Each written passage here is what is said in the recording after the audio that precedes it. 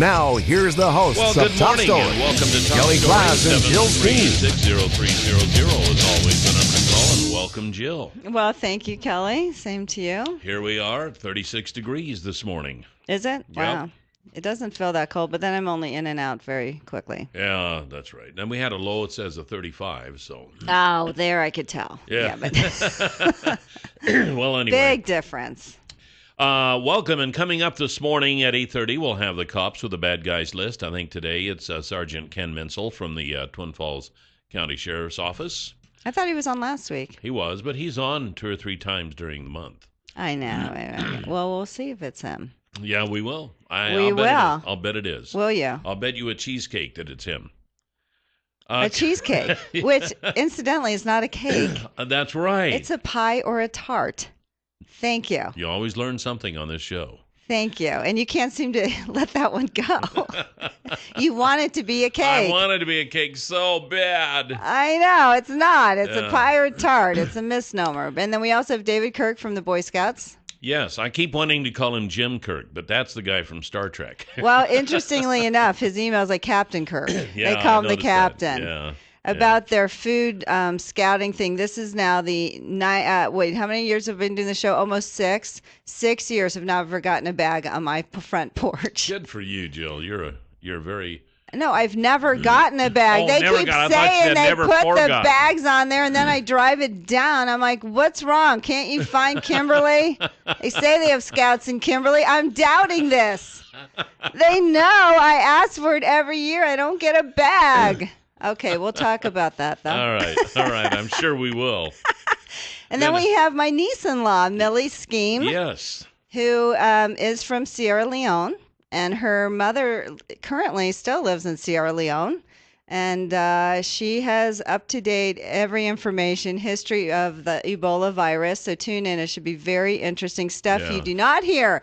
And I can say this with accuracy. That you do not hear on any news station is what, on national news, nothing. You do not hear this stuff. I had lunch with her last week, and we were talking. I'm like, Millie, this is fascinating. You have to come on the show. Wow. So she will be on, and don't worry, you will not get Ebola through the radio station. By listening to the show, you won't get Yes. Ebola. Are you sure about that? Okay, spray your radio with Lysol. Yeah. Like, come on, people. Now, even the people at Lysol are saying, well, I we're know. not going to say it kills Ebola, but we're not going to say it doesn't kill Ebola. Yeah, and order So- here, please. But, it can't hurt. Why not? Yeah. Spray something. Fill in your name and address, put in your credit card here, and we'll send How you a many bottle. do you And want? you can try it out. Yeah, we're not making a claim, but the phones are ringing off the hook. Thank you. I just have to say, before we get too far here, there's a lot of controversy right now about all these political ads that are running. You know the interesting thing about ads? They have to be truth in advertising to say sneakers can tone your tushy up. But you can say whatever the heck you want in a political ad, and it just doesn't matter. Well, Does that make sense? I just want to say about all of the ads that are running right now for politicians, whether they be smear ads or not, I just have 3 words. God bless you. Because we are making a ton of money right now, friends. We're making a killing. The elections for the media please. are a blessing. Christmas. They are a blessing from God. I mean, the money just rolls in. We have to go out front, in front of our front door every morning with a scoop shovel Oh, stop. and scoop the money in in order to allow people to come in the front door. I mean, they're just, there's money everywhere. The thing that's sad, though, when you think about the amount of money spent on, you think commercials and print ads and TV ads, and you think how many people that could help. That's what I think. I'm like, that's what true. a waste. How many people But it could is be helping us. It is, but how many people could be fed? How many people could be taken care of? House, Oh, Oh, pshaw. pshaw. Pshaw. I'm just a liberal. It's paying Anyway, your go ahead. wage. It's paying my I wage. Everybody who works understand. here. I mean, we're making a ton right now, folks. Yeah, we aren't getting raises. I wish there was an election every month. We're not getting raises. Yeah, I'm sure you do. What do you care? You're out in December. 7360300. Top story. You're on the air. Good morning. Good morning. Yes, I wanted to touch on a caller. He called yesterday about Sarah Palin, people being really critical of her. If it's okay, I was going to just say I'm Hispanic, and I'm not from Mexico. My family's from New Mexico. And the problem with Sarah Palin is she made a comment once about all the Mexicans need to go back to Mexico. There's a lot of Hispanics here that are not from Mexico. They were born in the southwestern part of the United States. But another thing I want to bring up. That's true, though, and I agree with you 100%. And she's turned off a lot of moderate Hispanic conservative Republicans, and even the moderate Republicans are distancing themselves from her because of her mouth. You know, I mean, so I mean, people be real. She is good at dishing it out, but people sure protect when they come down on her. My family, almost all the males are veterans from World War II, World War I veterans to Kuwait and Iraq and all that, and that really, really irritated me with her. And again, I think a lot of she's hurt the Republican Party. She's pretty much wiped out the conservative Hispanic vote. Thank you. Well, there is one thing about, and I don't agree with everything with Sarah Palin. Sierra Leone Palin. But she's got Ebola. There is one thing I'll say about Sarah. I did it again about Sarah Palin. She is hot. Oh, for gosh sakes. What can I say? You're pathetic. I cannot dispute that. 7360300. Top story, you're on the air. Good morning. Good morning. Good morning. I'm going to call him defense because I think he just proudly said every Spanish person feels exactly like he does. And I would honestly say he's full of it. I served with plenty of them overseas, and I can tell you one thing. Most of them I still keep in contact with, and that was their first pick. So he can say whatever he wants. That was their first what? Honestly, that's their first pick. They wanted her because she's stronger than Obama even. Oh, jeez. I mean, come on, Obama's I'll weak. agree with that, absolutely. She's weak, and she says what she feels, and that's what we need. Oh, yeah. Well, you know what? If she was so strong, and actually the first caller didn't say all Hispanics. He said has pissed off some, whatever. But I don't think he generalized in all of them. Actually, he did, because I thought it was kind of interesting, because he said that she said all should go back to Mexico. Oh, she might have, but he didn't say that they ticked off all of them. And his statement, I don't think, was a generalization. But the thing of it is, if she was so great, they would have been in the White House, John McCain and Sarah Palin, and actually John McCain's pick of Sarah Palin turned off a lot of Republicans. So if she was so wonderful, so brilliant, so great, they would have been in the White House. She would have been vice president instead of a half-term governor. How did we get off on Sarah Palin? Sierra Leone Palin. I wanted to talk know. about Nurse Hickox. Nurse Hickox, bless her heart, who's, you know what, I have to say, based on fear as opposed to science and medical tests, should the woman be quarantined? I don't think so. Let me ask you this. If you arrived back from a West African country after serving several weeks of helping sick people and fly into New Jersey, and the first thing that happens to you, you get thrown into an isolation tent with a porta potty at the New Jersey airport, how would you feel? No heat in the tent, I've heard, and no shower, porta potty, but what Governor Christie said, but she could get takeout from the best restaurants in Newark. Have you seen Newark? Are you kidding me? Have you been to Newark? Yes. My grandfather. Well, I have a lot of relatives in New Jersey, of course. My grandfather's buried in Newark. Oh my God. Yeah, Newark you have is relatives everywhere, even Sierra Leone. Yeah, I don't know why, but anyway, what can I say? 6 degrees of Jill Scheme. What can I say? More like 2. 7360300. Top story. You're on the air. Good morning. Good morning. Good morning. Two things I would like to add. First, the picture of Sarah Palin was Tuesday had a party at her house, and they got into it. It was a straight out redneck fight, and there's video of that of Sarah Palin yelling, "You know who we are," and that's what the painting was. That's what the drawing was all about. And about this individual, I'm with her 110%. I hope she goes to court and fights this one because the way they've been treating this Nurse Hitchcock, it is outrageous. It is outlandish. I mean, this cannot be happening in a first class country like this. It cannot happen like that. As soon as this scare of Ebola is running rampant, this is insanity at its worst. It is. It is. There was a student in Connecticut who wasn't allowed to go to school because she went to Lagos, Nigeria, and Nigeria has been declared Ebola free. But no symptoms, will not let them get a medical test to clear their name, just automatic 21-day quarantine. If fear is dictating policy, we've got a problem. There is a thing called science, medical tests. If this woman had any kind of symptoms, believe me, the person who went to Sierra Leone to help people for 4 weeks, you don't think she'd quarantine herself? She is asymptomatic. She's never had symptoms, still does not. And I'm sure the minute, if she does, she would take care of it. And you cannot get it just with a fever. Well, if we're going to follow the same procedure with quarantining everybody who comes back from a foreign country, then we're going to have to quarantine everybody in Dallas, Texas. Right. And everyone who is within several hundred miles of Dallas, Texas, and anybody who has visited Dallas, Texas, because that's ground zero for the U.S. right there. I mean, it's amazing. I mean, they're upset she took a bike ride. How can you get it? This is insanity. Insanity. 7360300, top story. You're on the air. Good morning. Your first caller this morning is such an insult to the American people and for Sarah Palin. First of all, Sarah Palin was absolutely right. She was talking about the Mexicans. The guys in New Mexico are not Mexicans. They are Americans. And her reference was to the legitimate Mexicans need to go back to Mexico.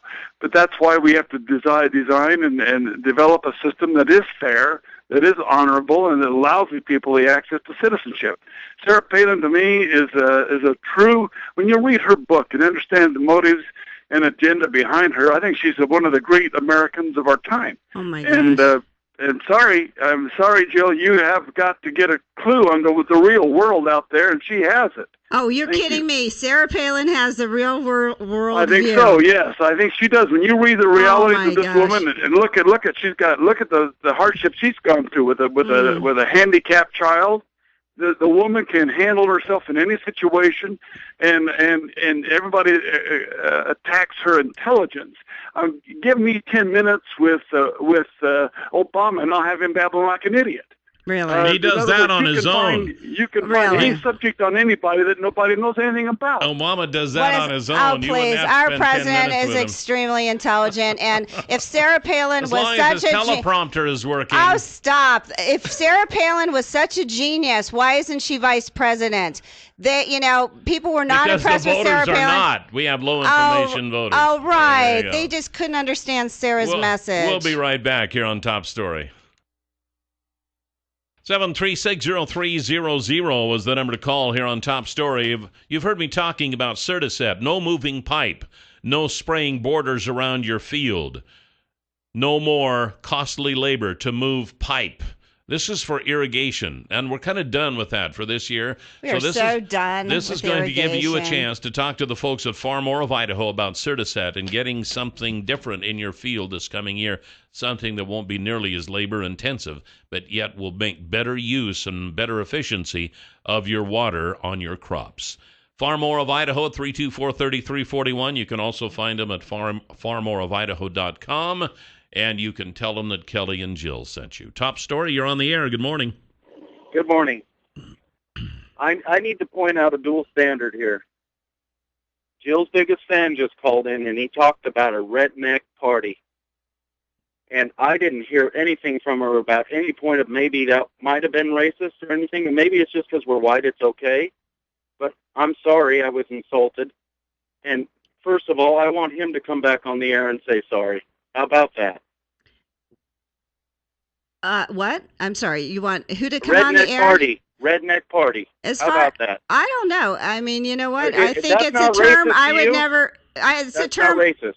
I don't know if it's racist. It's a term I don't use. I know some people brag that they're rednecks. I know who was it? Gretchen, whatever, had the redneck Christmas. Yeah, but they got to be white to be a redneck. Well, okay, so sorry. Okay, I didn't say it. If you're offended, I'm sorry. I'm sure the caller's offended. I don't know. Sorry. We have to... I was just reading a story a while ago about there's a school of Navajo Indians in Arizona whose mascot is the redskin. And they are proud of that fact. Well, good. I'm just throwing that out there. But meanwhile, we're totally off topic. We were talking about the nurse in Maine.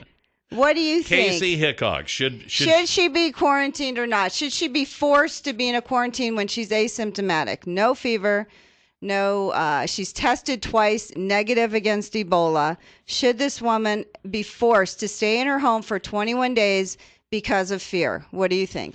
And I don't understand any other disease you have, nobody worries about it until you have symptoms. And Ebola, I guess, according to the scientists, is that you're not contagious until you start showing symptoms. Right. So and bodily my question is why are they afraid of you if you are not showing symptoms, because you would not be contagious at that point? Now, I know it's easy to say, fear. well, we just don't know, and so we need to be careful Actually, here. they do know. Well, I'm looking at this way. Since Mr. Duncan passed away, how many people have gotten Ebola from him? I guess there was 0. His immediate family, the 2 nurses. Who were living, yeah. Yeah, the 2 nurses who were intimately with him who did not have proper coverage. Their necks were exposed. The amount of vomit and diarrhea they talked about his family was extensive. His girlfriend and her family who was living with him, they never got it. No. I mean, that tells me something. It's when you have, even if you have a fever, you're not contagious. It's the bodily fluids. It's the blood, the vomiting, the diarrhea. And so what do you think? I would be livid too. Honestly, she went there for 4 weeks to help people with Ebola. I think the last person who would jeopardize anyone getting it would be this woman. And for the Maine health commissioner, whatever she is, saying it's no big deal, just stay in your house and be quarantined for 21 days. I'm like, think about that? 3 weeks in your home, no income, no income. Work. Who's buying you groceries? If she was symptomatic, I'm sure this nurse would go to a reputable hospital, probably not one in Maine. I don't think they're qualified. Do you know what I mean? But also having New Jersey stick her in a tent for 3 days, no heat, no shower, a porta potty. That would tick anybody off. The finest takeout from the best restaurants in Newark. I mean, I would just have to say, if they did that to me, I would be livid. And then he says they released her because she's asymptomatic. She wasn't symptomatic to begin with. I mean, we are creating hysteria. Kids are being bullied at school. There was that story from calling them because they went to another part of the country. A child is being quarantined because they went to Rwanda, which is on the East Coast. We have people living closer to Dallas, Texas, that we're not concerned about than some of these people who visit an African country, and yet we want to quarantine them. Yeah, it doesn't make any sense to me. I mean, I think the hysteria is out of control. What do you think? Do you think they've overreached? And when people talk about the government stepping into your lives and overreaching, where is the outrage here? Where is the outrage? The government is forcing her into a quarantine for 21 days when she has no symptoms, tested negative for the virus. Where's the outrage about government coming into your lives and intruding? Don't you think, Al? I mean, really, what happened to government intrusion? You don't hear a thing. I know. Why? I understand that. I understand. But I do know one thing for sure. What? And now is a good time to announce this. What? The San Francisco Giants beat the Kansas City Royals 3-2 to win the World Series. I saw that game last night. Let me tell you, it came down to the last pitch. Best World Series ever. But does anybody know that the World Series was on? Yeah, everyone at the party I was at, I was cooking for 12 people last night. They all knew, and their husbands knew. And let me tell you, it came down to the last pitch. Best World Series ever. If the guy made the hit, Kansas City would have won.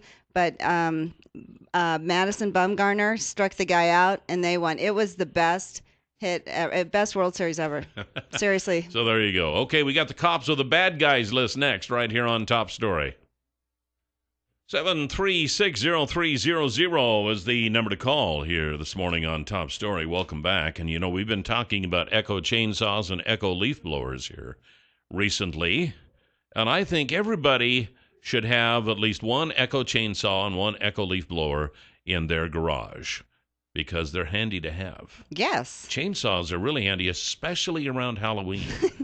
You can do some great special effects on Halloween night with it. Chainsaw. Ooh. But more importantly, if you got some trees to trim or some wood to cut for the winter, There's no other way to do it than with a chainsaw. And a leaf blower, an echo leaf blower, with all the leaves that are falling now. Don't use an old-fashioned rake. That is so yesterday. That is so 20th century. The way to rake leaves now is with a leaf blower, an echo leaf blower from Clearwater Power Equipment. They've been in the Wood River Valley for many years. Now they've expanded to the Twin Falls area. And they're at 252 Washington Street, right there where General Building Supply used to be. And their phone number is 734-7767. So give them a call. Say, hey, I want to come down and buy a chainsaw and a leaf blower because Kelly and Jill told me to. Of course. It'd be nice to have that kind of power, wouldn't it? Yes. It would. Well, apparently Officer Ken is busy this morning. I hope he's okay. I always worry. Yeah, he's not here. He's not here. So no. Maybe he was on his way and found a lawbreaker and decided that duty called. I mean, that has happened. Maybe he found the... That has happened. What does he bring every week, the most wanted? Oh, yeah, maybe he did. Maybe somebody called in a tip at the last minute and he went to arrest him. It's hard I don't know. to say. Hope everything's safe. When you're a cop, you never know. You always just hope for the best for them. Yeah, that's right. We do have another bit of news here, though. And I found, because we've been having in Twin Falls a series of pharmacy robberies. And they just caught one of the guys who robbed the Save More drug over the weekend. And apparently he had cased at least one other pharmacy before that. But anyway, they caught the guy. And I found this story this morning. It's in Germany, but it's so unique that I thought, I just have to share this. German police said a suspect armed only with her own breasts allegedly squirted milk at pharmacy workers and made off with $127. Police said workers at the pharmacy in Darmstadt reported the woman came in about 4:25 p.m. Monday and acted like she was planning to buy a breast pump. Which sounded like she needed. The woman handed over about $255 for the $25 item and then exposed one of her breasts and used her fingers to make it squirt at the pharmacist. That's how that works. Workers told police the woman repeatedly sprayed her milk while going through a counter display and approaching a second cash register. The woman left the breast pump behind, and workers later discovered their register was $127 short. Police said the milk spraying was likely a distraction for the woman's theft. You think? I know. The suspect was described as having a robust figure and was speaking an unknown language during the incident. I'm so sure. I don't know. Something new now that'll be coming from Europe to America, I'm thinking, I mean, practically all you have to do now is hand them a note. Say, hey, give me this list of pharmaceuticals, and everything will be okay. They don't really have to show a weapon. They don't even have to say they have a weapon. They just come in, they put the list down, and they leave. Well, you know what? These guys were so distracted looking at her breast. Maybe they could have done something. You know how guys are. You see a breast, you forget everything else. My gosh, there's a breast. Oh, and it's shooting milk. Wow, that's cool. They're probably videotaping it. Maybe they took a selfie with her. Who thinks about the cash register? I've got a woman shooting breast milk at me. This is awesome. Whoever sees this, Achtung, check it out. Are you kidding me? That's the best. You could just go in topless and rob them. They're like, wow, check out that. They would be texting their buddies so fast. They don't care about the money. Are you kidding me? Best day of their life. Testing and sending pictures. Yes. Are you kidding me? When do you ever see this? A woman shooting breast milk at you. It was worth $127 just to see this. Are you kidding me? I had no idea I could shoot that far. Wow. This is great. Oh, my gosh. How can I follow that? You can't. How can I follow that? Come on. Well, There's more to the story? The one thing that I have a question about, the woman handed over about $255 for the $25 item before she exposed her breast. Then she took $127. So obviously she overpaid. I'm thinking that she lost money on this transaction. I'm thinking she didn't even get the breast pump. I think she just probably wanted her change back. You got 25. It was $250. She gave him $255. She was testing them to see 127. She was testing them to see if they could count change while being distracted. I don't think she stole anything. She paid $255, and she got a show. No, they she got didn't. A show. The woman handed over a 200 euro note. Oh, I thought you said she handed over $255. Well, about $255 is what a $200 note is for the $25 item. She left the breast pump and only took $127.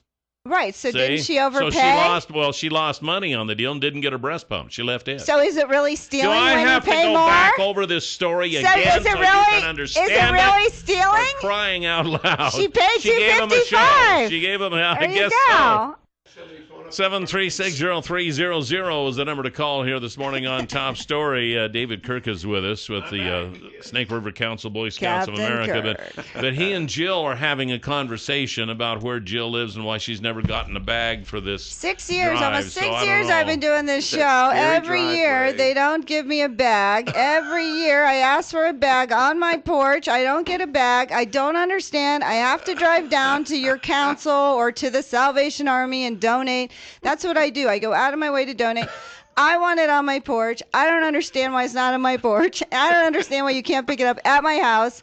What is the problem? So I dropped it off here just for you. No. No. You want it at your porch. Well, my concern is the citizens of Kimberly are not receiving these bags, and we are very generous people. You are very generous. So yes. what about the Kimberly people? Kimberly has bags too. Well, why the is little my Cub Scouts go ahead and deliver those bags? I am in Kimberly. You two go ahead. I'm going to go to breakfast. Yeah, okay. What Kimberly do the has Cub Scouts don't know where Kimberly ends and Twin Falls starts? They live do there they? too. Yeah. Do they know where my house is? Well, no, I don't know where your house is.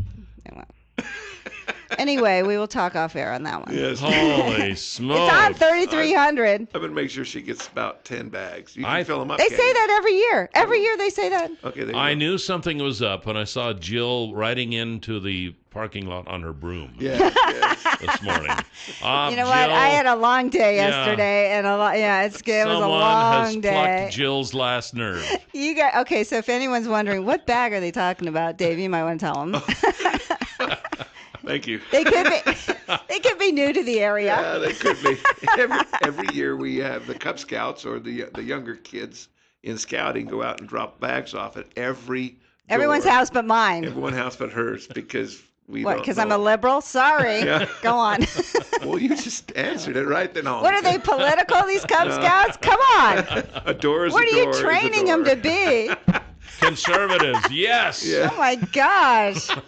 So they go and drop the bags off, and a week later, when they are all picked up because the bags are full, we ask you to leave the bags out on your door from 8 to 8:30 that next morning, and we'll come and pick them up. Really? From 8:30 to 12 o'clock. Now, some people get a little anxious, and they phone me up at 10:30 in the morning and say, nobody's picked up my bags. Will you please wait until 12? Because it does take them a little bit of time sometimes. But at 12 o'clock, if you do not have the bags picked up, please phone our office, and somebody will come by and pick them up.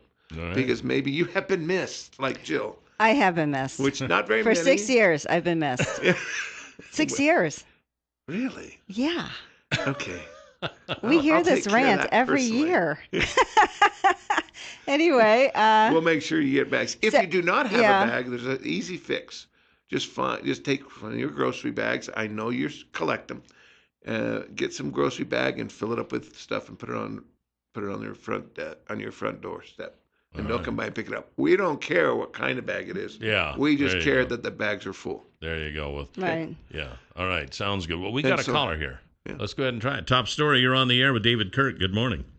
Hey, Jill, I got a bag, and I'm headed to your house. It'll be on your door when you get home. Okay, I hope so. Thank you. I know where you live, and I'm in charge of the Scouts, so I'm going to get one for you. Every year. Leave her a case. Yeah. 2 bags every year. Thank you. Give her 4 bags. She said she'd fill each one up. I can't believe you guys even want me to say this every year. Well, I should be the first one to get a bag. We could probably spin off of that. Well, we'll get you back. If you got your bag, we'll Jill's get you got back. her. I'll get a bag. I will leave you cans. In the last few years, I have gone down, and you can go down, right? If you don't have to donate, anyone can do. Will you take money too? We take money. We'll take money and in the office, right? Salvation Army, Yeah. It all goes to a good cause.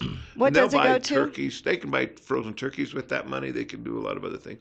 We don't get much of that, but if we do, that's what we will do. Who's benefiting from all these cans of food? We send it in Twin Falls. We send it to the Salvation Army, and they disperse that throughout the community, which is done very nicely that way.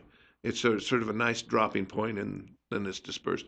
They categorize the boxes when they come in, from vegetables to meats to chilies to whatever might be there, and then they disperse that out according to the needies' meals at that time. So in the past, you guys had a goal of 100,000 cans. Do you have a can goal this year? We're still hitting for the 100,000. How many did you do last year? Well, we went over 100,000, but I don't remember the number. Oh, really? Great. We did. So wow. This is a big event, and that wasn't enough. How many people do you think you're helping with this?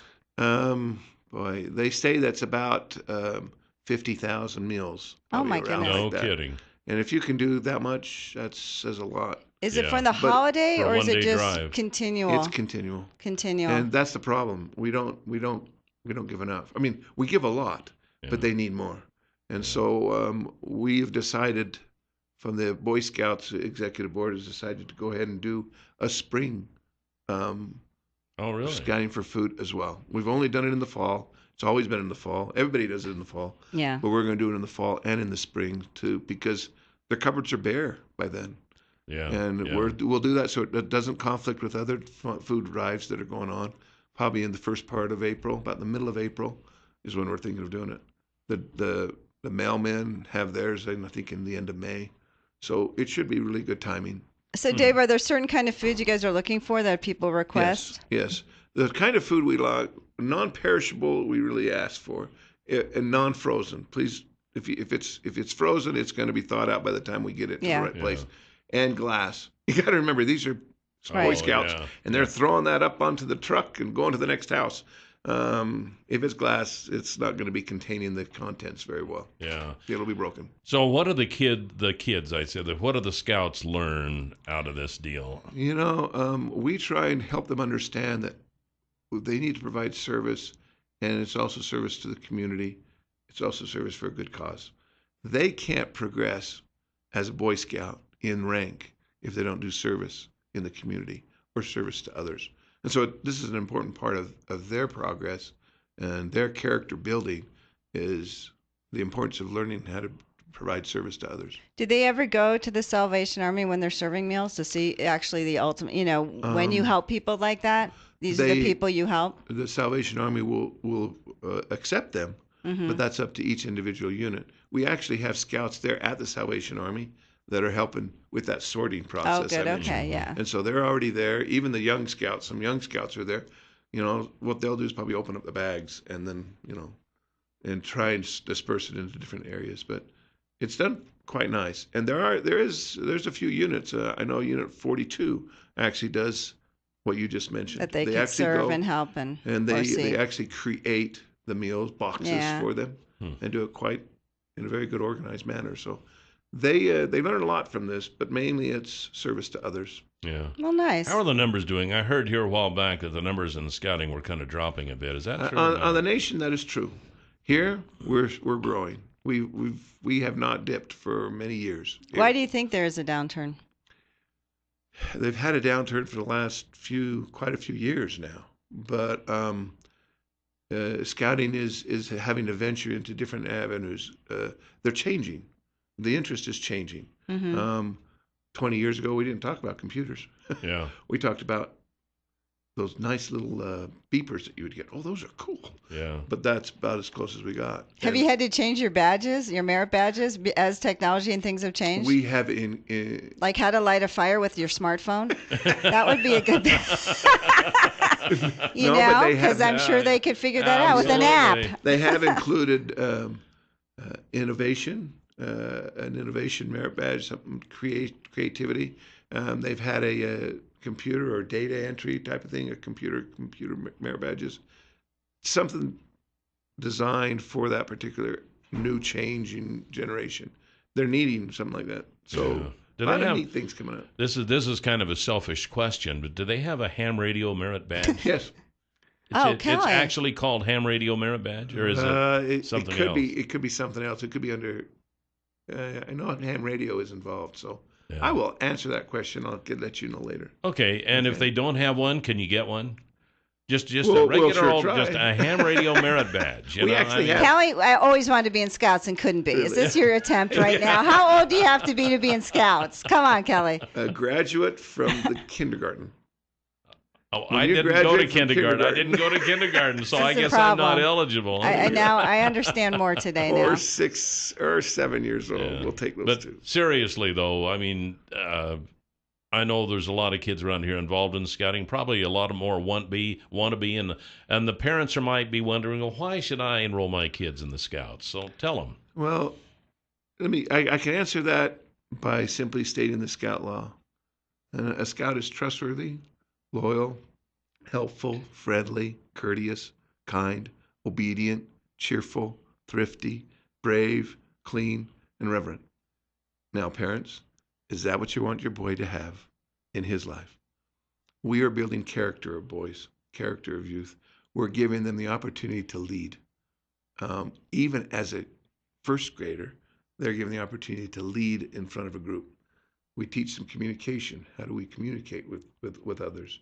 And part of their growth, or part of their methods of scouting is, you've heard the merit badge, we mentioned that. What's the purpose of the merit badge? One, to get them interested in maybe a different career in life, which 30% of the people will pick their career through the merit badges they've earned. Really? That's amazing. 30%. That's a lot. Their career is from that. But they also learn the importance of communication with the adult. That merit badge counselor, how do we do that? How do I communicate? And you have to communicate with that merit badge. So how much does it cost for someone to become a Boy Scout if people are wondering, like, wow, that sounds great for my little pumpkin? Well, if I was to compare that with soccer cleats, probably a half a cleat, half a shoe. How much are soccer? I don't have kids. Probably about $24. It's $24 a year. Oh, okay. $2 a month. That's for the whole year. $2 a month. Yeah. $2 a month. But it will change their life forever. You hear this all the time. How many CEOs, presidents, whatever have been astronauts? They always go back. Have been Boy Scouts. Yeah, nearly all astronauts have been Boy Scouts, and a large percentage of them have been Eagle Scouts. That one, Apollo 13. Right. Eagle Scout that helped them through that. Do you ever have anybody come back to you after years in scouting and they've gone on in life and they come back to you and say, wow, scouting was the best thing that I ever did? Yeah, they do say that, and they say, how can I give back? Yeah. And we would prefer to have them give back as a volunteer.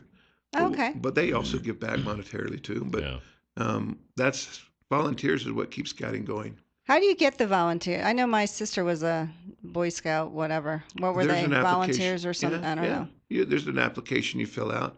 You go through a criminal background check. And after all that, after you've been approved by your committee that wants you as a leader, you fill out that application, and you take youth protection training, and you're there. Because they're den leaders, right? Den leaders? Are they mostly parents? Used to be den mothers. Den mothers, yeah. My sister was. We don't have the den mothers anymore. That's politically incorrect now, though. Yeah. Well, I'll tell you what's politically incorrect. She won the Silver Beaver Award. I'm sorry, but. That's a very good award. Yeah, it was, but I'm like, okay, that's. Well, before we go here, we got a caller for Dave Kirk. Top story, you're on the air. Good morning. Good morning. To answer your question about ham radio merit badge, merit badge called radio. And yes, you have the opportunity to study for your exam and that sort of thing. Very cool. Okay, great. All right, but it's just called the radio merit badge, huh? Yes, it is. Okay. Well, let me petition then to call it the ham radio. Oh, jeez. I mean, we want to be specific here. Dave's like, I can't believe I had to show up on this show. We've been so demanding. I want bags. You want your own merit badge. You're like, when does it end? Are we the biggest prima donnas ever? But you know what? Each of you could be merit badge counselors. And teach radio. I don't know if I could do that. Kelly's We're about out of time, so real quickly, tell us about the food drive again. Time, food drive. Place. This Saturday at your front door. Leave the bag full of all of your food there at the front door. They'll come by from 8:30 to 12. Have it ready. We're coming. All right. And if you don't have a bag, you can leave it in a grocery bag or any kind of a bag. And if they don't come up by 12 o'clock, phone the Scout office or on the phone book. What's the number? 733-2067. 2067. And you'll be talking to me. Okay. All right, the head guy, David Kirk, with us, Boy Scouts of America. Thanks for my bag. Thanks for the time. I appreciate you much. Bye. We've got Millie Scheme coming in next hour, and just as a disclaimer, yes, she is related to Jill because the whole world is, and we'll be talking about Ebola in Sierra Leone. That's so right. Stay tuned for that. Welcome back to Top Story, 7360300, always the number to call, and welcome back, Jill. Thanks, Kelly. Same to you. Just as a matter of reporting, it's 37 right now. Oh, good. So it's slowly warming up. Now, tomorrow we have Trick or Treat on Bishop Street. That's right. And the weather's supposed to be mighty fine for that. Oh, mighty fine. So mighty fine, yeah. And, good. Jill and I will be there dressed up in our costumes. Yes. And it's a unique costume. We hope. And we're not going to tell you what it is. Don't play it up too much. You can't just... Well, we want people to stop by, just if nothing else, to see how we... Say hi. Okay. Say hi. Come by, say hi, bring the kids, trick-or-treating, trick-or-treat on Bishop Street. Fred Meyer parking lot starts at 3:30. Okay. All right. We have now Millie Scheme, and Millie is from Sierra Leone. And Millie is, you might find this easy to believe, related to Jill because Jill is literally related to the world. She's lived everywhere. She knows everybody. She's related to everybody. So you might. Millie is my niece-in-law because her husband Richard is my nephew, and he married lovely Millie. It's almost been a year now, right? Yeah, it's almost a year. And Millie's from Sierra Leone, and we love her. And you and I were having lunch last week, and we were talking about Ebola because your mother is in Sierra Leone still, and you went back in June because your father passed, which we're so sorry about, but. So anyway, you might want to just tell where you're from and how long you live there. How long have you been here? Okay. I'm Millicent Scheme, and I'm from Sierra Leone. I've lived in the U.S. since February 2012. I was in D.C. and Austin, and then finally moved to Twin Falls to be with family. So. And you came here because of Richard, right? Yeah, I did. Yeah, yes. Of course. We met in Sierra Leone because he was working there, so that's how we met. And it's like, oh, I can leave her. So. And I know why, because you're so lovely. Yeah, so the Ebola fear that's created in the U.S., I mean, it's been in Sierra Leone for a long time. Do you want to tell us the history of Ebola? Well, I heard the first time I heard about Ebola was in Guinea and Liberia. And it was not in Sierra Leone in February. Like in February, it started in Guinea and then it moved to Liberia. But then later in around the end of May towards June, when I was in Freetown, it started in Sierra Leone, but it was not in the capital city. It was in the villages by then.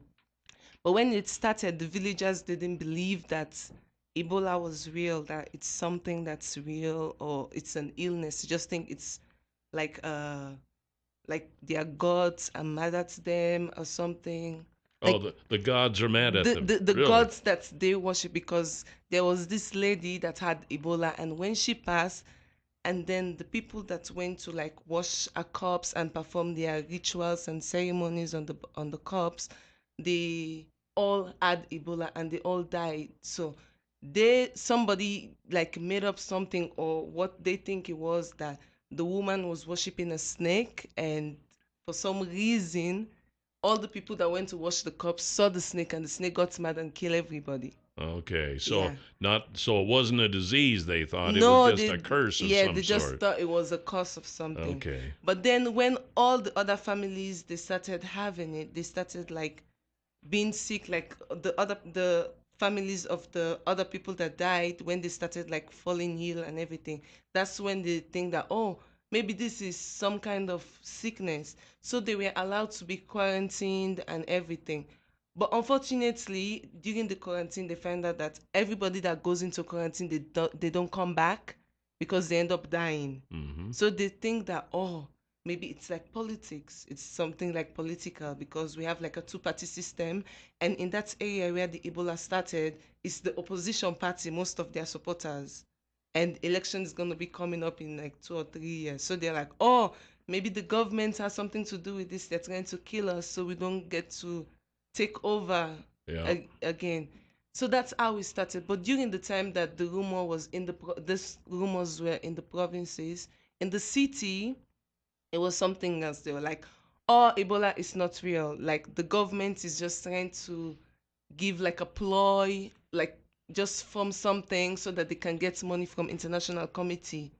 So they didn't take it serious either.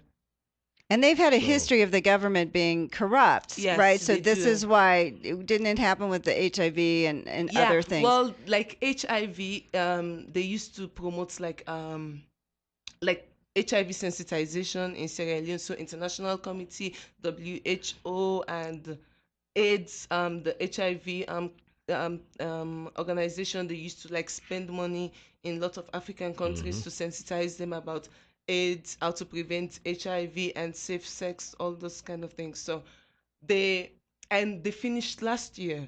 So they're like, oh, okay, maybe Ebola arrived, so they want to take an opportunity to make more money off Ebola, and Ebola is not real. So that was how it started. So nobody was fighting it because everybody didn't think it was the real thing. Yes, everybody have their theories. So then it really gets a foothold, and then you really got a problem on your hands. Yeah. And Millie, you told me that and you said with the first woman who got it, part of the ritual that you do when someone dies is they clean the body, and that's how they're getting it. That's how they're getting it. But then, what do they do to the body? If you want to explain, do you know what that ritual is? I don't know. Is it more like a rural practice or a tribal practice? Yes, it's more of a tribal practice, I think. I would think, because in my tribe, when someone dies, you call the morgue to get the body. We don't do anything. We don't touch. We don't do anything with body. But there are some people that have like they have their own rituals and secret societies. So they are bound to do stuff with their body when they die. And now you said that currently there's a recent law that's preventing people from touching bodies. Yeah, well, right now the cases in the rural areas have decreased like so much, and the hot zone is now in the city, Freetown, which is the capital city, where we never thought that the Ebola would even like people won't even be infected by the Ebola, because I thought, because during my time I was there, I was just like talking, because everybody didn't believe me, and I went online and I researched. So I'm like, the government should just like put like military personnel in this Ebola zone and close the border between Guinea and Liberia, and just shut everything down, so that where the Ebola is, it would just stay there instead of coming to Freetown, because Freetown was designed for like 500,000 people originally, like during the colonial days, and now it has 3 times that population, or 4 times maybe. So it's overcrowded, and for people to like just be allowed in the city, it was really, really bad of the government. That was my problem, because they started when people were being quarantined, and then they were like, they had loved ones that were dying. So when they find that someone was sick, they allowed them to go to Freetown. So that's how it started in Freetown. So they knew they were sick. They allowed them to go to. Well, they were smuggled in, like maybe in vegetable, because that's where a lot of the agriculture is in the provinces. So they were smuggled in like vegetables and other stuff in Freetown, so that they can get proper health care. And they're like, oh no, it's not Ebola, it's something else. And so people started getting sick, like really, really bad.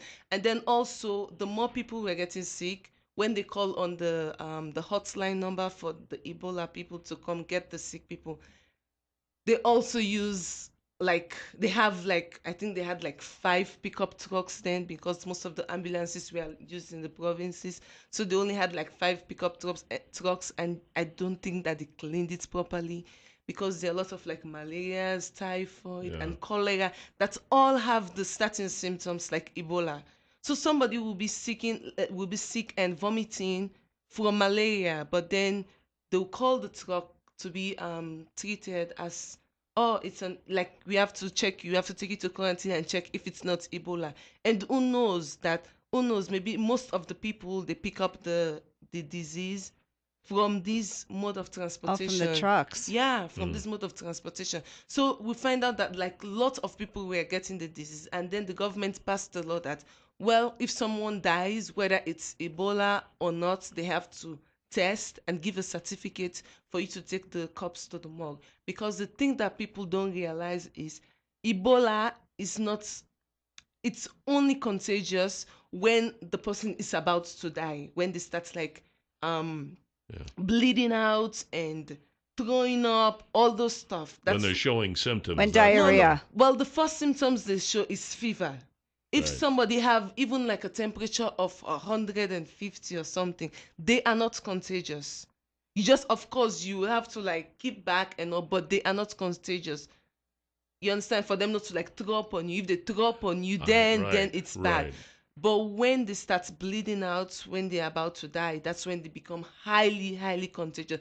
And the corpse is worst. When they die, is when it's like a nuclear. They go nuclear. So if you touch the corpse, that's when the corpse. The corpse. That's why a lot of the health workers, you find out that most of the health workers, they're the ones contracting this, because they think that, okay, this person has died, so it's okay, I can like slacken my ritual a bit. You understand? And the carelessness was how lots of like the medical personnel got infected. But they passed this law that when someone dies, you have to hold the corpse for like a few days so that they can check if the person is positive for Ebola. And I'm sure they don't have like lots of the contingency, like they don't have lots of laboratories for the test. So sometimes the test takes from about 2 to 3 days. And during that time, someone will mistakenly touch the corpse, and if the person did have Ebola, they will be infected too. Wow. Yeah. So now what they have done, what international committee have done is everybody that dies, whether it's old age, 90 year or 5 year or whatever, no matter how old you are, if you die from natural causes, the government have to bury you right away, like as if you die of Ebola.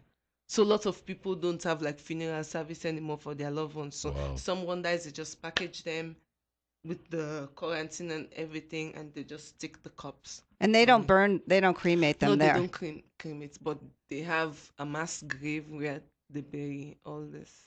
Is this doing any good? Are they making headway on this in Sierra Leone? This just started on Monday.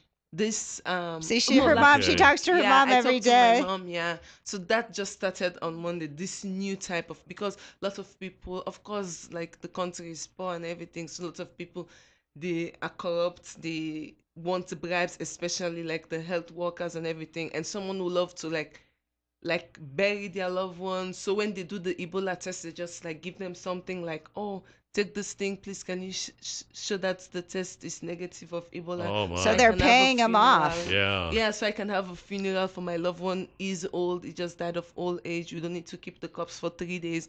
So, well, that was the good thing that the government did, that they passed this law that everybody that dies now. Hold tight, Millie. We have Millie Scheme with us, and she's from Sierra Leone, lives in Twin Falls. We'll be right back.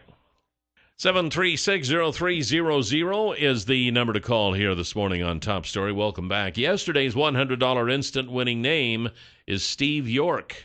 Steve York, congratulations. And your $100 word of the day for today is corn. Corn. Children of the corn. Ooh, scary. CORN. Go to our website, newsradio1310.com. Click on word of the day. Type in corn. Listen tomorrow. If you hear your name tomorrow and you play the word today, you win $100. And it's a word of the day brought to you by the Happy Landing Restaurant at the Twin Falls Airport. Kelly loves that place, I'm going there today for lunch with our Ham Radio Club. Thursday. Yes. Okay. And we chose the Happy Landing because they have good food and good prices. And it's kind of the area's best kept secret.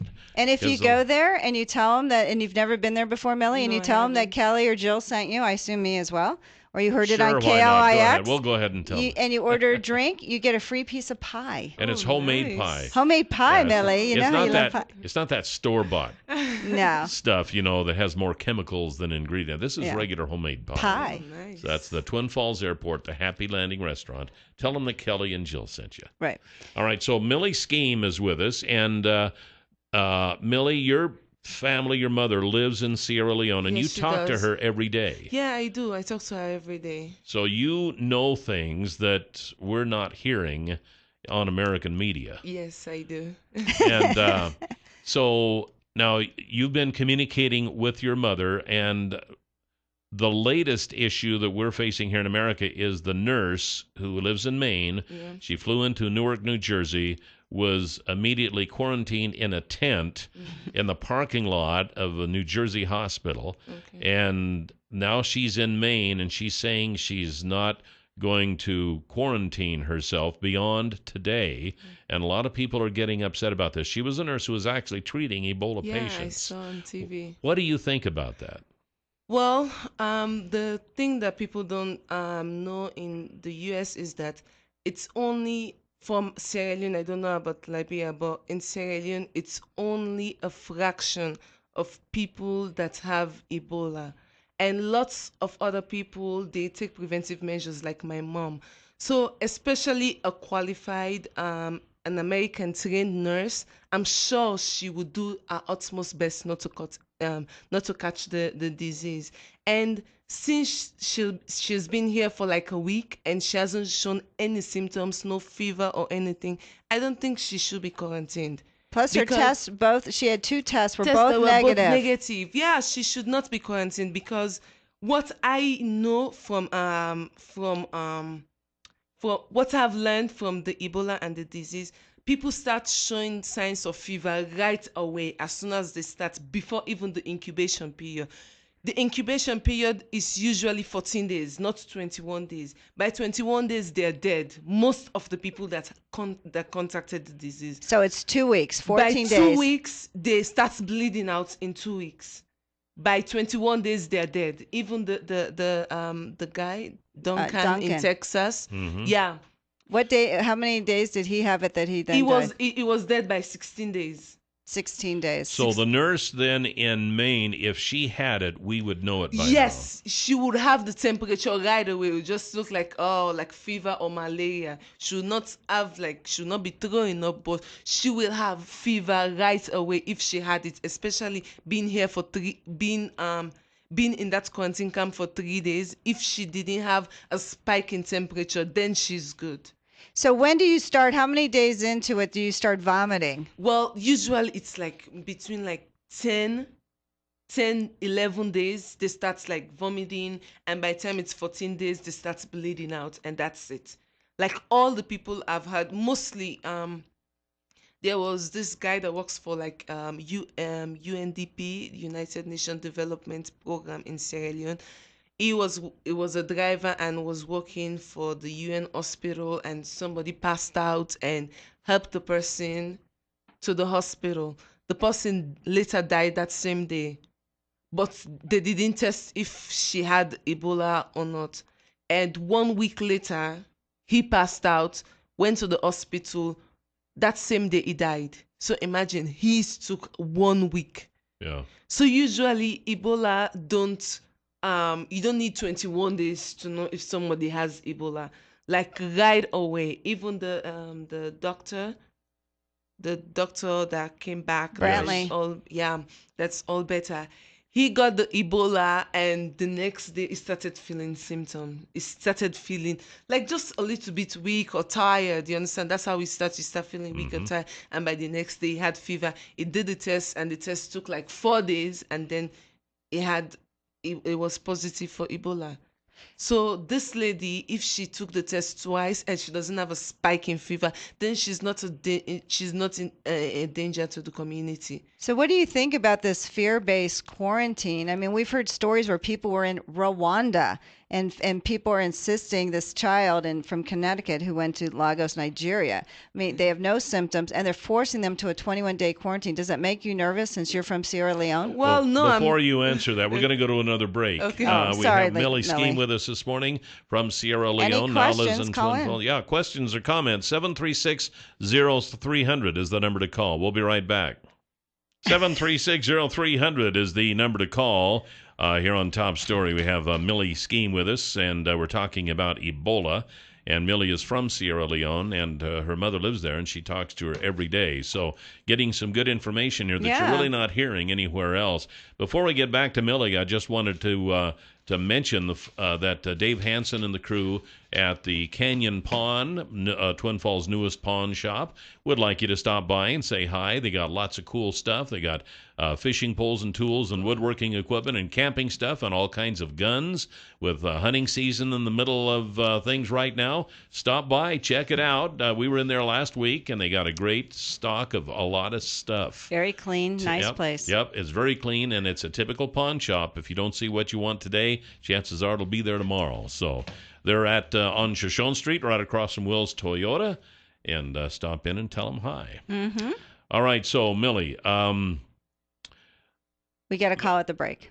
Yes, we had a call at the break, and there's so many questions I have. I don't know where to start, but the caller indicated that he has heard something that here in the United States, it's maybe mutating a little differently, might be a different strain of the Ebola, and that's maybe why we are able to handle it a little easier, or maybe there is concern that it is mutating. I don't know if I'm saying this right, but have you heard anything about that?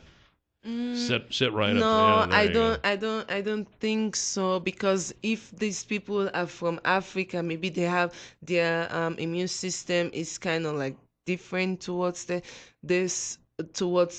disease, or their body it handles the disease like differently. But I know that if they're from Africa and they're positive from Ebola, it's the same Ebola. So my thought is we just might have either caught it faster, or we can handle it better, more fluids. I mean, maybe the medical facilities are better. The medical facilities here, they're better, because in Sierra Leone, first of all, the management skill there is so poor. What is it? The management skill. Oh, skill. Okay. Yeah. Okay. It's so poor that they don't know they didn't have the first clue how to handle the disease. That's why when it started there at first, like by the time it's like 1,000 people like died like right away. But now with the help of like international committees and different aid workers like Doctors Without Borders, when they are there like teaching the nurses and how to operate their suits and everything, how to take off their gloves, how to take off their suits.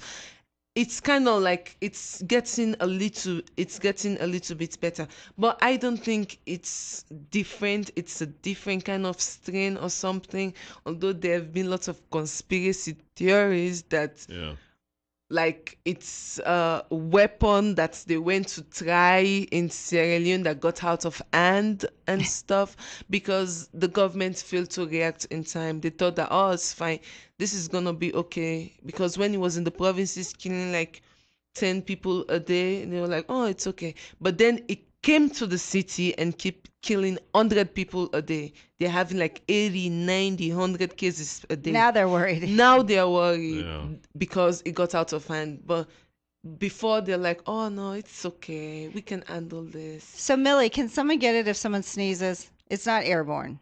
It's not airborne. I don't know if it will be, like, as they're saying that it will mutate. But for now, it's not airborne. It's still contacted through bodily fluids. And Lysol is getting a lot of calls off the wall, to cleaning it. And when you went there in June, what did you use? Well, I took my husband packed me Clorox wipe, although I had like hand sanitizer and antibacterial. But then the Ebola is not a bacteria; it's a virus. So antibacterial doesn't work. So the only thing that worked was chlorine. You have to put chlorine in water. Even they show it on TV. People wash their hand like anytime they do something, they have to wash their hand in chlorine water or Dettol. Dettol? What is it? Dettol. How do you spell it? DETOL. It's some kind of like antiseptic. It's very strong. I think it's a British and Look African it up there, Jill. thing. See It's a British thing. DETOL Okay. is. So you would wipe your hand when you went there. They washed their hand. They had the soap and the wipes and the. Okay. Well, we'll look it up. So chlorine mixed in water will work. Yes, like a lot of chlorine mixed in water. So 50-50 or something like that, 50 parts chlorine to 50 parts water? Or... Well, a lot more chlorine. Oh, really? Yes. So, wow. Yeah, because it has to be concentrated in chlorine because, of course, the water already have chlorine. You know, water when the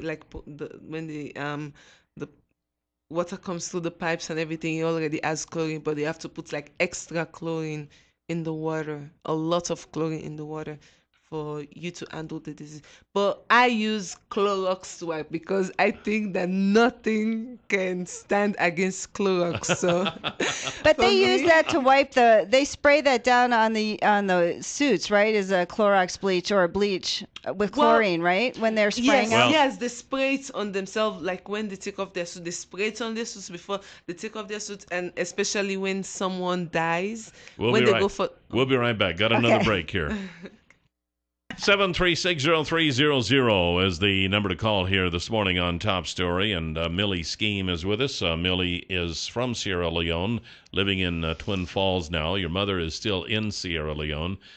We have one more segment left here, and during the break we were talking about some things. One of them that I do want to mention is if we were to put up restrictions of traveling into that area, that's going to discourage people from wanting to go there. Plus, on the quarantine deal, a lot of people aren't going to want to go there to help because we're coming into our Christmas and holiday season, and if people come back and they are going to be quarantined, then that's not going to be a good thing. So they're going to think, you know what, I'm not going to go to begin with.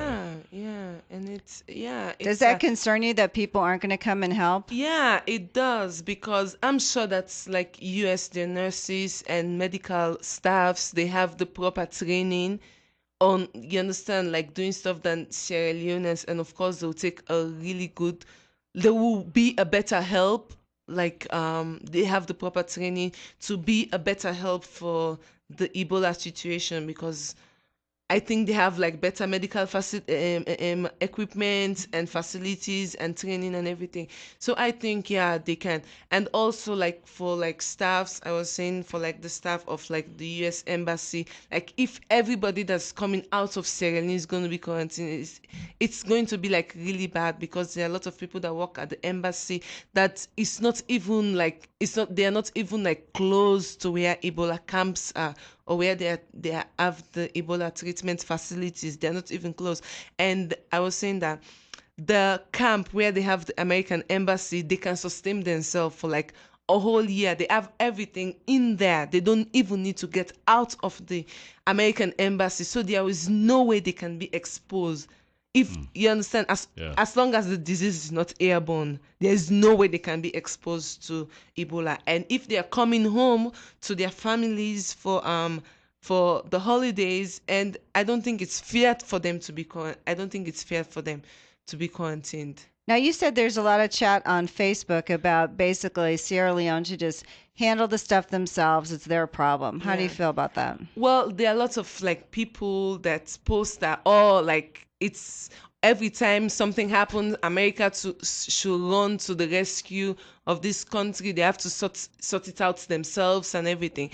I don't think that's the case, because what people don't realize is there are hundreds of Americans and European businesses in Sierra Leone, and these people, they make so much money in Sierra Leone, and they don't even spend it in Sierra Leone. Especially like the mining companies, they have like the mining companies, because Sierra Leone has lots and lots of mineral resources. We have the largest iron ore deposits in Africa, in the whole of Africa. We have gold, we have diamond. I know you have heard of blood diamond before, like during the war. Yeah. So I'm too poor to have a diamond, but I know what you're saying. Blood diamond, yeah, blood diamond. Well, yeah, so they have all these resources, but then the country is still poor because these American and European owned businesses, they don't even have refinery. They only have they only hire Sierra Leoneans for the labor work. People do the labor work, and when they have this, when they mine all this mineral, they transport everything to their countries where they are being refined and sold for profit. And also they have expats coming from America and Europe and everything to do the job rather than hiring the locals. Yeah, they don't hire the locals. You're a geologist. Yes, I'm a geologist, and I couldn't get a job while I was there because they don't hire locals. They only hire someone that's uneducated and pay them like $300-400 a month, and maybe that person has like five children to feed, a wife and everything, and they make like $10,000 a month. They make $10,000 a month, and their salary goes straight into their bank accounts in America, and they only use like their per diem, like $1,000 per diem for like feeding and transportation in Sierra Leone. So therefore increasing the economy in America and profiting from our resources while we have nothing. So I think that people should help, like Americans, they should help because their economy is strong because of us, but they don't know that because all they see is like the money, the shopping. And apart from that, there are a lot of people that own like Sierra Leone that owns like boutiques and supermarkets that shop in the US. You understand? They bring their money and they shop in the US, and it's still increasing your economy. So there are ways that we're also helping. I know we are like just a pea, like a tiny pea in a big, or a little rock in a big pond and stuff, but we still cause a ripple. So you feel like they come, they basically exploit you guys, and then when you need help, they're like, do it on your own. You can do it yourself, But you guys need help. Yeah, we do need help, and I think that please, people, you need to help, and the government needs to stop this mandatory quarantine, because as long as they don't have fever when they come in, of course you have to do the checks and sign. And if you want to do a 3 days or 1 week quarantine, that's understandable. And if they don't have any signs, we're out of time, Millie. Millie, thank you so much. Very interesting. Yes, indeed. We'll be back after the Huckabee Report.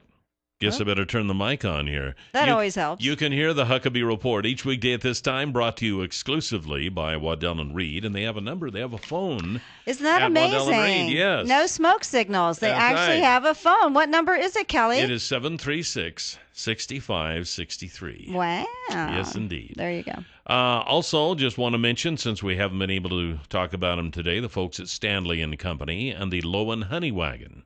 So if you have a big feedlot or dairy operation and you need to do something with that honey that kind of, pops up every once in a while. Yep. The Lowen Honey Wagon will handle it for you. Is it a loader? Isn't it a honey loader? It's the Lowen Honey Loader. You're right, Jill. I'm sorry. I hadn't heard of wagon before. I'm sorry. I don't know what got into me. It's the Lowen Honey Loader. And it loads any type of manure from liquid to frozen and dry. And Pat Hartzell is the guy to get a hold of because he can fix it up so you can see one of these in operation. And if you want to buy one, he can handle that too. And his number is 280-1167. That's great. Repeat that back. 280-1167. That's his go. own personal cell phone number to get a hold of Pat Hartzell with Stanley & Company. That's right. Now... you have another one? Well, no, I was just going to talk about Trick or Treat on Bishop Street tomorrow. Okay. Were you going to talk about something? No, I didn't know what you were talking about. Well, I can't read your mind yet. I know it's been almost 6 years, but... Many people will say I never know what I'm talking about anyway. Probably it's better I don't read your mind. I don't think I want to know what's going on up there. Well, tomorrow's Trick or Treat on Bishop Street, and it's going to be in the Fred Meyer parking lot. And Bishop's RV is going to have their RVs all lined up there in a big circle. And we're going to be there doing trick-or-treating. Bring the kids. It's from 3:30 until 6. And bring the kids all dressed up in their Halloween costume. Mom and Dad, you can do the same if you want to. Some people bring their pet dogs and stuff, and everybody just has a good time. I know. 3:30 till 6, and then it's over. So then you'll have it's a Friday. Oh, yeah. So you can take the kids to any other Halloween festivities that you might want to. But just between you and me, they're probably going to get enough stuff in their bags in order to just go home and call it a night. I'm sure. You know, so. I'm sure. So Trick or Treat on Bishop Street, that's tomorrow starting at 3:30, going till 6, Fred Meyer parking lot. Be there. Aloha. And we still have Millie here because she's just sitting here. But anyway, thank you again so much. So interesting. Yeah, it was interesting. Very interesting. And, get another perspective on this. I know. So maybe we'll touch base with you as things develop. And as if you hear anything more interesting and accurate from your mom, and hopefully she's listening, and we'll say hi.